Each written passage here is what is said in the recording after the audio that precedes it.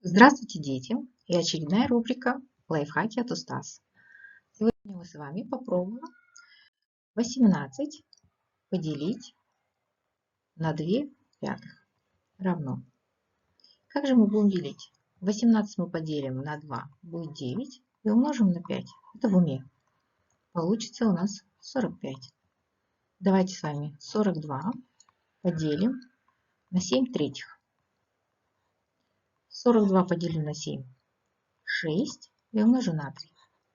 Ответ 18. Это намного быстрее. 21 поделить на 3 четвертых.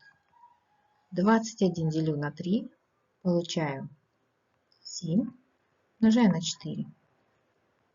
Ответ 28. И вы уже все поняли, значит 30 разделить на 3 седьмых. Ответ напишите в комментарии. Спасибо. Всем пока.